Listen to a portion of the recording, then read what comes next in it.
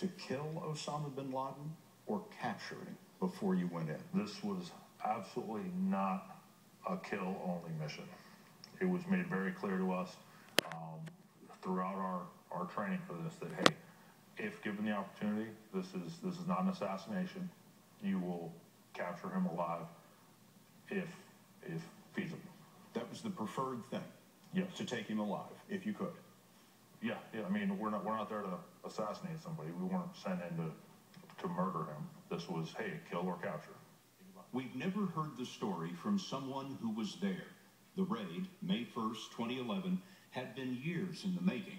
But in the moment, the best laid plans failed, leaving a small team of Americans to improvise victory from near disaster. This operation was one of the most significant operations in U.S. history, and it's something that I believe deserves to be told right and deserves to go in a book and stand for itself. You're in disguise as we do this interview today, and I wonder why. The focus shouldn't be on me. The focus should be on the book. I'm not trying to be special or a hero or anything. I'm just trying to tell the bigger story. But you're in disguise also for your own security. Yeah, absolutely. Tell me about that. What concerns you?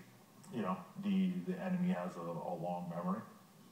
And so we spent a long time perfecting a new look for Owen. Before each interview, the best artist spent 4 hours thoroughly changing his appearance. We've used shadows to enhance the effect, and we've altered his voice. When I first joined the Navy, Chief Petty Officer Owen was in the Navy 14 years. He had read about the SEALs in junior high school and set his sights. How many times have you been to war since 9/11? I've done 13 combat deployments. Afghanistan? Afghanistan, Iraq, all over. There are several SEAL teams, but Owen rose to the very top, a unit called the Naval Special Warfare Development Group, SEAL Team 6. SEAL Team 6 is made up of a number of squadrons, and I wonder, why was your squadron chosen for this particular mission? Was there something special about you? No, certainly nothing special about me, nothing special about the 24 guys that were chosen, nothing special about our squadron. It really could have been any number of guys. You just happened to be available for training. Yes. In April 2011, they had just returned from Afghanistan when they were told to report to North Carolina for an exercise. Give me the lay of the land here. What do we see? Owen walked into a top-secret briefing room, saw a model of a compound, and heard this from his buddies. What did they say? Today we found Bin Laden, or we think we found Bin Laden, and they want us to come up, rehearse and come up with a plan. If there's going to be a ground option approved, they want us to rehearse for one. What did you think? Awesome.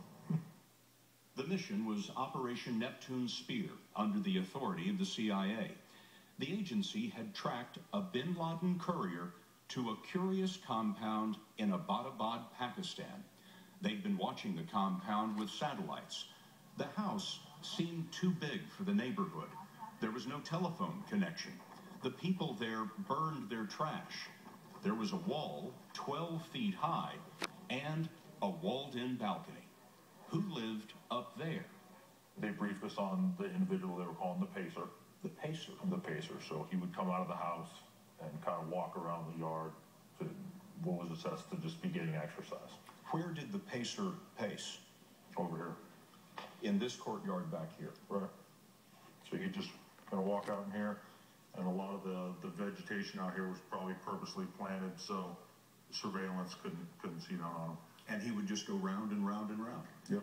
He'd walk around the yard. Sometimes he'd walk with the assessed to be a female. They'd just walk around the yard. They'd never stop to help anybody do any work. If there was other people in the yard working, he never seemed to do any of that. It's above, almost above it.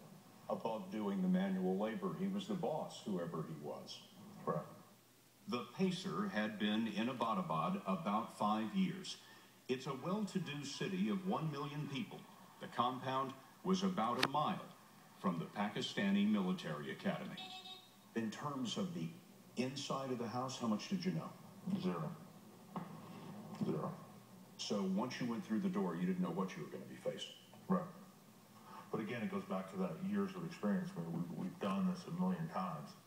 Raids like this were common many nights in Afghanistan and Iraq. And looking at the model, The SEALs didn't think of this as particularly challenging.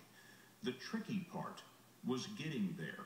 The U.S. wasn't telling Pakistan, so the helicopters could be shot down by Pakistan's modern air defenses. The pilots were from the Army's 160th Special Operations Aviation Regiment. 2 modified Blackhawks, call signs Chalk 1 and Chalk 2, would drop 24 SEALs and a Belgian Malinois combat dog named Cairo. Chalk 1, which is the one I was on, was going to hover over the compound here. We would drop the 2 fast ropes, slide down the ropes into the courtyard here, and then go about our business, while Chalk 2 would land out here, just over here by the road, drop the external containment team off.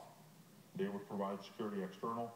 We'd have 2 men, and our combat assault dog would do a quick patrol of the perimeter down to the south and around to make sure that there was no tunnels underneath the walls. If somebody did hear us coming and had time to escape. After dropping those guys off, the second helo was going to come up, hover over the 3rd floor, drop off the remaining guys.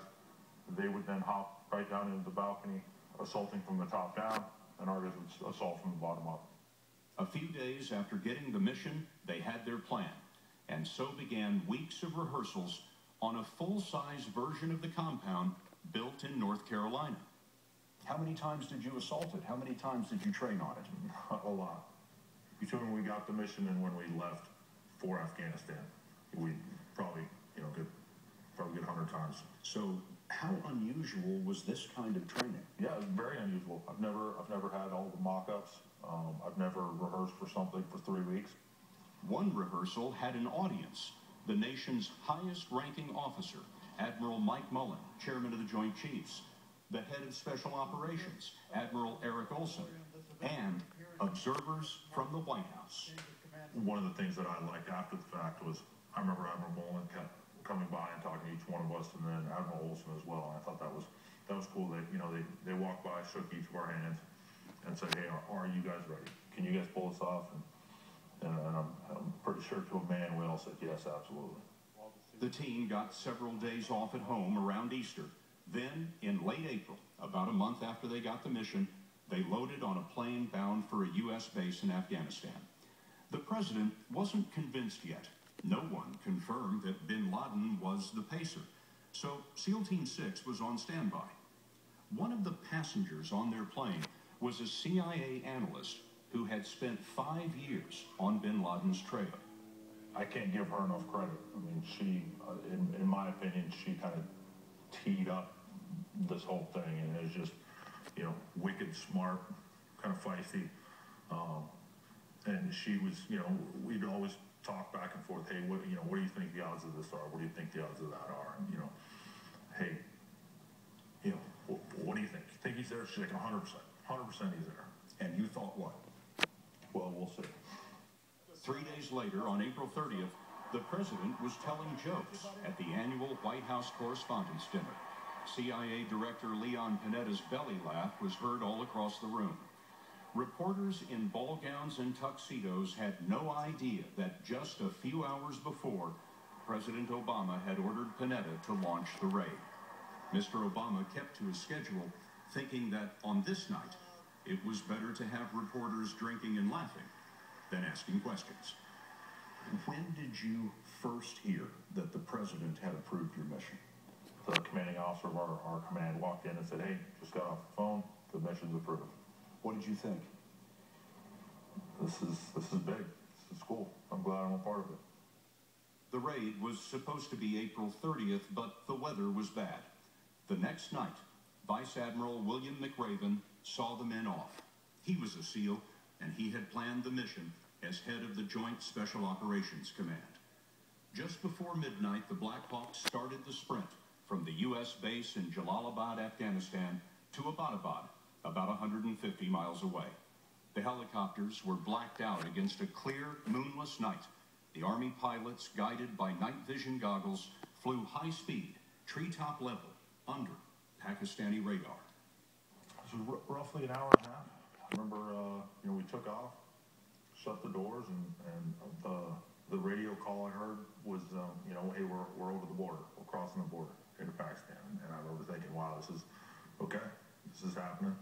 And I swear I glanced around the helicopter and half the guys were sitting there asleep on the ride in. It was an hour-and-a-half ride. Guys got to catch a few Z's on the way in. Wait a minute. Your team is flying in to Osama Bin Laden's compound, and they're asleep? Yeah, no, it's your time to just kind of shut your eyes, relax, you know, mentally walk through whatever you need to walk through.